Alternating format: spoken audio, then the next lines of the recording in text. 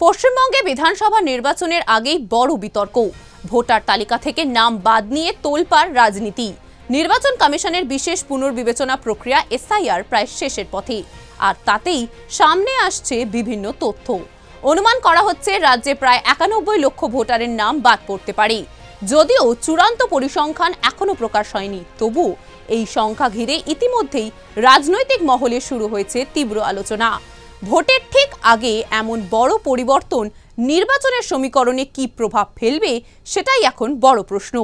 সূত্রের খবর অনুযায়ী বিচারিক যাচাইয়ের জন্য পাঠানো মোট 60,06,675টি মামলার মধ্যে 59,84,512টির প্রক্রিয়া ইতিমধ্যে সম্পন্ন হয়েছে এবং তাতে ই-সিগনেচারও হয়ে গেছে।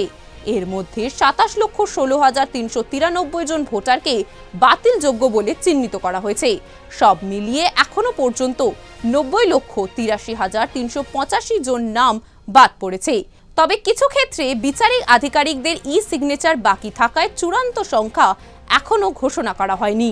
নির্বাচন কমিশনের পক্ষ থেকে জানানো হয়েছে, যাদের নাম বাতিলযোগ্য হিসাবে চিহ্নিত হয়েছে তাদের আপিল করার সুযোগ দেওয়া হবে। জেলা ভিত্তিক হিসাবে সবচেয়ে বেশি নাম বাদ পড়েছে মুর্শিদাবাদে 4,55,137। এরপর উত্তর 24 পরগনায় 3,25,666। এই ইস্যুতে প্রক্রিয়া জানিয়েছেন 2026 নির্বাচনে বিজেপি প্রার্থী ও প্রাক্তন আইপিএস রাजेश कुमार। सुनून की बोलें तिनी। मैं मौजूद हूँ जगतल में, जहाँ पर मेरे साथ मौजूद हैं बीजेपी से उम्मीदवार राजेश कुमार जी, जो कि पूर्व में आईपीएस भी रह चुके हैं। फिलहाल आज मैं राजेश जी के पास आकर पहुंची हूँ ये जानने के लिए कि जिस तरह से जो कल रात में ही अपडेट आई है कि 91 लाख जो वोटर हैं उसका नाम कट गया है एसआईआर के प्रक्रिया में, तो इसको आप कैसे देख रहे हैं? क्या ये जो है लोकतंत्र की सफाई है या फिर वोट बैंक की राजनीति हो रही है? सबसे पहले तो संगीता जी, मैं आपके माध्यम से सुदर्शन न्यूज़ जैसे लोकप्रिय चैनल के सभी दर्शकों को मेरी तरफ से बधाई और शुभकामना देना चाहता हूं। दूसरी बात आपने जो कही कि ये जो 91 लाख लोगों के नाम कटे हैं, तो ये तो आप मान के चलिए कि ये जो जेन्युइन वोटर्स थे नहीं, और ऐसे इलीगल अनुप्रवेशकारी जो बाहर से बांग्लादेश से और बाकी सब जगह से यहाँ पर आए हुए थे या जिनका डेथ हो गया था, शिफ्ट हो गए थे, ऐसे सब वोटर्स का नाम वोटर लिस्ट में रहना, और उसके बाद में हमने जो एनालिसिस किया है कि कई बूथों में 93-94% तक वोटिंग होना, यही तो अपने आप में दिखा रहा है कि टीएमसी की जीत का राज क्या था, और वो राज इस बार उसका पर्दाफाश हो गया है। तो क्या आप इस बार बीजेपी के चिन्ह से वोट लड़ रहे हैं इसलिए आप बोल रहे हैं, या फिर आपको लग रहा है कि जो प्रक्रिया हो रही है उसमें पूरी तरह से पारदर्शिता है? देखिए, मैं तो 31 जनवरी 2026 को रिटायर हुआ हूँ, तो बीजेपी के चिन्ह से मैं वोट लड़ रहा हूँ, ये तो मेरे लिए परम सौभाग्य की बात है कि विश्व की सबसे बड़ी पॉलिटिकल पार्टी ने मेरे को अपना उम्मीदवार बनाया है।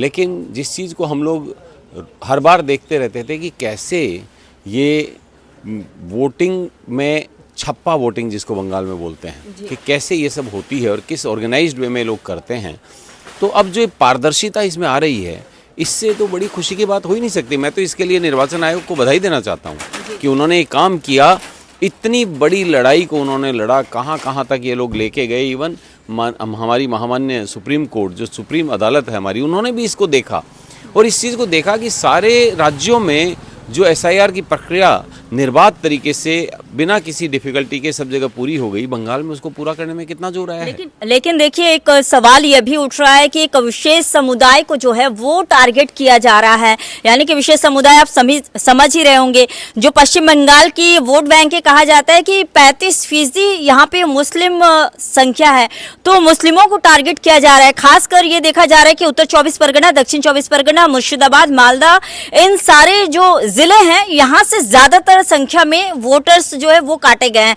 तो ये आरोप लगाया जा रहा है कि टीएमसी के द्वारा कि जो विशेष समुदाय को टारगेट किया जा रहा है बीजेपी के द्वारा, और साथ ही बीजेपी का ही इलेक्शन कमीशन जो है बीजेपी के लिए काम कर रही है। देखिए, सारे आरोप निराधार हैं। जो भी बांग्लादेश की सीमा से जुड़े हुए जिले हैं, वहाँ पे अवैध रूप से बांग्लादेशी लोगों की घुसपैठ हुई है, और वो घुसपैठ होकर के उनको यहाँ पे फ्रीली सबको आधार कार्ड, वोटर आईडी कार्ड सबके बनाए गए हैं, तो उनको पूरा उस प्रक्रिया में उन सब के नाम अगर कटते हैं, इसमें किसी भी भारतीय मुस्लिम का तो नाम कटा नहीं है, पर बांग्लादेश से आया हुआ कोई आदमी जो अपना पूरा कागज़ नहीं दिखा पा रहा है, तो उसका अगर नाम कटता है तो ये तो सबके लिए खुशी की बात है। और दूसरी बात है कि बीजेपी का निर्वाचन कमीशन, ये तो भाषा ही बहुत गंदी है, क्योंकि निर्वाचन कमीशन भारत का निर्वाचन आयोग है और वो बहुत ही निष्पक्ष तरीके से काम कर रहा है। कोई भी आदमी इसी अवैध घुसपैठ को लेकर के 2007-8-9 में तो ममता बनर्जी खुद ये मुद्दा लोकसभा में उठाई थी कि इसको रोकना बहुत ज़रूरी है और ये लोग घुस करके उनके सारा डेमोग्राफी बिगड़ रही है और सारा वोट का सिस्टम बिगड़ रहा है। आज जब ये चीज़ हो रही है तो वैसे नेताओं को तो इसका स्वागत करना चाहिए, इसका विरोध करने की जगह। और निर्वाचन कमीशन पे इस तरह के आरोप लगाना ये बहुत ही निचले स्तर की राजनीति है। इसका मतलब जो कहते हैं ना कि this is the primal scream of the dying regime, ये मृत्युन्मुखी शासन की अंतिम चित्कार है। तो एसटीआर की जो प्रक्रिया है इसका सीधा सीधा असर क्या हम देखेंगे जो वोट होने वाले हैं आने वाले समय में 23 और 29 तारीख को, और जब रिजल्ट आएगा 4 तारीख को? इसका तो रिजल्ट सामने दिखेगा ही एकदम। और मैं एक ही बात कहता हूं कि जो भारतीय नागरिक है, किसी को भी इससे बात नहीं रखा गया है। भारतीय नागरिक जिसको भी वोट देके चुनेंगे वो सर आंखों पे होगा वो निर्णय। तो इसका निर्णय जब आएगा 23 और 29 को मतदान होगा और 4 तारीख को उसका रिजल्ट आएगा तो हम सब उस रिजल्ट का स्वागत करेंगे। तो आखिरी सवाल है कि अगर बीजेपी की सरकार बनती है, बीजेपी यहाँ पर अगर आती है, तो क्या ये वोटर लिस्ट को लेकर कोई नई रणनीति होगी क्या आप लोगों की?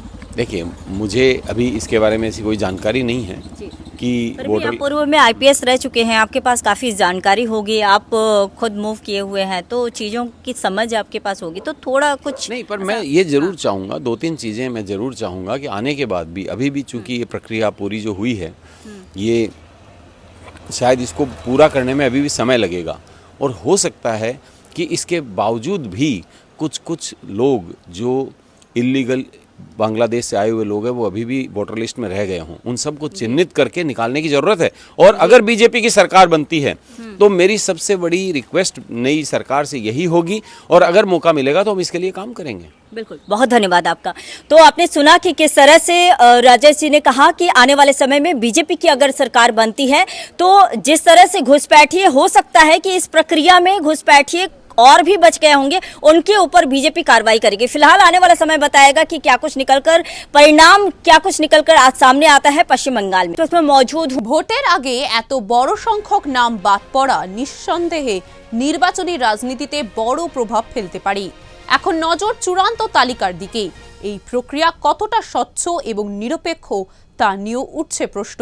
শেষ পর্যন্ত দেখার বিষয় এই বিতর্ক ভোটের ফলাফলে ঠিক কতটা প্রভাব ফেলবে। দেখতে থাকুন সুদর্শন বাংলা। জয় হিন্দ।